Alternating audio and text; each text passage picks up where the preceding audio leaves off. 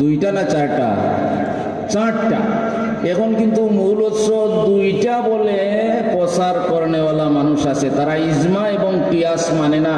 তারা ইজমা কিয়াস মানে না। 20 রাকাত তারাবির নামাজ হাদিস শরীফের মাধ্যমে সাবিত হয়ে সাহাবায়ে কেরামের মধ্যে ইজমা হয়ে গেছে, কিন্তু যারা ইজমা মানে না এরাই বলে তারাবি 8 রাকাত। অথচ 8 রাকাত এটা তারাবির নামাজের হাদিস নয়, এটা হইল তাহাজ্জুদের নামাজের হাদিস। আর তাহাজ্জুদের নামাজের হাদিসকে তারা তারাবির নামাজ বানিয়ে ফেলছে। ইজমা না মানার কারণে 20 তারা মানে না। আপনারা কি ইজমা মানবেন না ইজমাকে তরক করে দিবেন? ইজমাকে যদি তরক করে দেন তো ইসলামের অনেক কিছু আমরা হারিয়ে ফেলবো, আমাদের কাছ থেকে চলে যাবে। তো আমরা তারাবি মানি কয় রাকাত? 20 রাকাত। 8 রাকাত নয়, 20 রাকাত।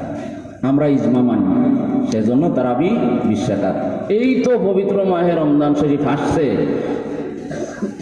দেখবেন 8 রাকাত পড়ার পরে আগের কাতার থেকে, মাঝের কাতার থেকে, পিছনের কাতার থেকে কিছু মানুষ উঠে চলে যায়, আর অন্যান্য মানুষের কষ্ট হয়। তো তারা 8 রাকাতের কোন, আমরা 20 পড়বো। কয় রাকাত পড়বো?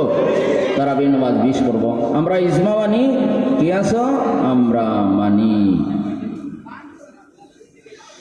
এই দুটি থেকে আমরা পেলাম ইসলামের চারটি উৎসর মূল উৎসের, দুইটি মূল উৎসের সঙ্গে আরো 2টা উৎস আছে যেগুলো এগু থেকে বের হয়েছে। এই জন্য সর্বমোট হলো উৎস 4টি: কোরআন, সুন্নাহ, ইজমা এবং কিয়াস। এই যে সুন্নাহ আমরা পেলাম, এই সুন্নাহকে রক্ষণাবেক্ষণ করার জন্য মুহাদ্দিসিনে কেরাম অনেক কঠোর পরিশ্রম করেছেন এই হাদিস সংগ্রহ করার জন্য। এগুলা যেমন ইমাম বুখারী রহমাতুল্লাহ আলাইহি, যে বুখারী শরীফ তিনি লিখেছেন, 16 বছর তিনি পরিশ্রম করেছেন, দিন রাত পরিশ্রম করেছেন, অনেক জায়গা তিনি সফর করেছেন, কষ্ট করেছেন। যেন বিজির যে হাদিস শরীফ আছে, উতলুবুল ইলমা ওয়ালাউ কানা ফিস সিন, সিন দেশে গিয়ে হলেও তোমরা ইলম তলব করো। এই হাদিস দিয়ে একটি ব্যাখ্যা হলো যে সিন দেশে তখন যাওয়া দুর্গম ছিল, কষ্টকর ছিল। ইলম হাসিল করতে হলে, ইলম হাসিলের জন্য যদি কঠোর পরিশ্রম করতে হয় তাহলে কঠোর পরিশ্রম করতে হবে। পরিশ্রম ছাড়া ইলম হাসিল হয় না। হাদিস শরীফে নবীজি বলছেন, মান সাল্লাকা তরিকা ইয়ালতামিসু ফীহি ইলমা সাহহালাল্লাহু তরিকান ইলাল জান্নাহ। যেই ব্যক্তি ইলম অন্বেষণের জন্য পথ অতিক্রম করে, আল্লাহ তাবারক ওয়া তাআলা তার জন্য বেহেশতের পথকে সুগম করে দেন। বলেন সুবহানাল্লাহ। ইলম তলব করতে কষ্ট করতে হবে। তখন ইমাম বুখারী অনেক কষ্ট করেছেন। বুখারী শরীফের মুকদ্দমায় আছে যে ইমাম বুখারী রহমতুল্লাহ আলাইহি নিজেই বলছেন যে এখানে প্রতিটা হাদিস লিখার আগে আমি গোসল করে নিতাম, 2 রাকাত নামাজ পড়তাম, এরপরে আমার কাছে যদি এটা লেখার মতো মনে হতো বা রাসূল পাক সাল্লাল্লাহু আলাইহি ওয়াসাল্লাম থেকে আমি ইশারা পেতাম, তাহলে আমি হাদিসটা আমার এই কিতাবের মধ্যে আমি লিপিবদ্ধ করতাম। হাদিস লিখতে হলে গোসল করতে হবে, ওযু করতে হবে, আর 2 রাকাত নামাজ পড়তে হবে। এটা তো কোরআন সুন্নাহর কোনো জায়গায় নাই। 2 রাকাত নামাজ পড়তে হবে একটা হাদিস লিখতে হলে। যে বুখারী রহমতুল্লাহ আলাইহি এটা যে করলেন, এটা কি করলেন? এটা কি বেদাত করলেন? যারা বেদাতের নামে বেদাত বলে সুন্নিদের অনেক আমলকে তারা উড়িয়ে দেয়, তাদেরকে আমি প্রশ্ন করব, বুখারী রহমতুল্লাহ আলাইহি হাদিস লেখার আগে গোসল করতেন, এটা কি বেদাত নয়? হাদিস লেখার আগে 2 রাকাত নামাজ পড়তেন, এটা কি বেদাত নয়? হ্যাঁ, বেদাত, বেদাতে সাইয়া নাই, বেদাতে হাসানা। দিনের ভিতরে অনেক বেদাতে হাসানা আছে, যেগুলা তুলে দিলে দিনের অনেক কিছুই আমরা হারিয়ে ফেলবো।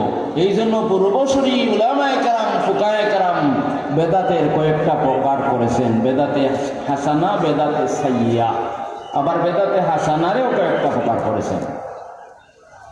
মুআজ্জাজ হাজিরিন কেরাম, ইমাম বুখারী রাহমাতুল্লাহ আলাইহি যখন জন্ম নিয়েছিলেন তখন জন্মের অন্ধ ছিলেন ইমাম বুখারী, তার চক্ষু ছিল না।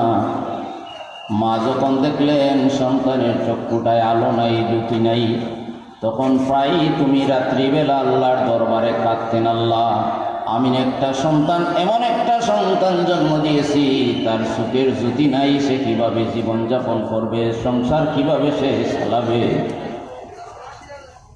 এটা তো স্বাভাবিকই, কোনো মানুষ তার বাচ্চা কাচ্চা অন্ধ হোক, পঙ্গু হোক, এটা কেউ চায় না।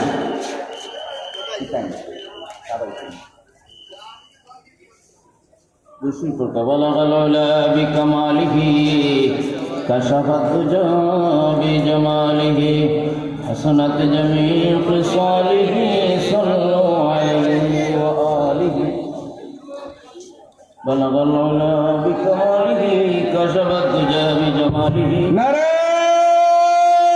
তাকবীর, নারে তাকবীর, আল্লাহু আকবার। সাহেবজাদার আগমন, শুভেচ্ছা স্বাগতম, সাহেবজাদার আগমন, মেজর সাহেব কিবলার আগমন, শুভেচ্ছা স্বাগতম, মেজর সাহেব কিবলার আগমন, শুভেচ্ছা স্বাগতম। সম্মানিত মুসল্লিয়ানে কেরাম, আপনারা ধৈর্য সহকারে সুন্দর করে বসে পড়ুন, কেউ খতম বসে করতে যাবেন না, দয়া করে সাথকে কষ্ট দিবেন না। স্বেচ্ছাসেবক যারা দায়িত্ব পালন করার জন্য বিশেষভাবে অনুরোধ করছি।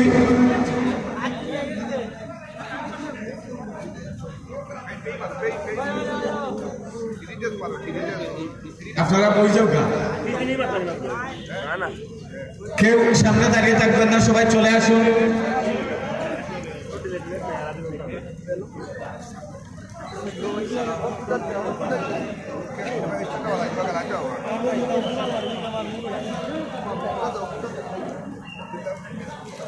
আলহামদুলিল্লাহ, জামানার শ্রেষ্ঠ মুজাদ্দিদ, ইসলামের রেনেসাঁ আন্দোলনের অগ্রদূত, আধ্যাত্মিক জগতের উজ্জ্বল নক্ষত্র, শামসুল উলামা হযরত সাহেব কিবলা ফুলতলী রহমতুল্লাহ আলাইহির কলিজার টুকরা সন্তান, ঐতিহ্যবাহী দ্বীনি প্রতিষ্ঠান বাদে দাওরাই ফুলতলী কামিল মাদ্রাসার অবসরপ্রাপ্ত অধ্যক্ষ শাইখুল হাদিস, উস্তাজুল মুহাদ্দিসিন, উস্তাজুল আসাতিজা হযরতুল আল্লামা সাহেবজাদা মেজর সাহেব কিবলা ফুলতলী আমাদের মধ্যে তাশরীফ এনেছেন। আপনারা এদিক সেদিক ঘোরাফেরা না করে আপনারা স্বেচ্ছাসেবক যারা, একজনকে এখানে দাঁড়াতে দেবেন না, একজনকেও দাঁড়াতে দেবেন না, সবাই বসে পড়ুন, সামনের দিকে চলে যান। আর আরেকটা সুসংবাদ, মেজর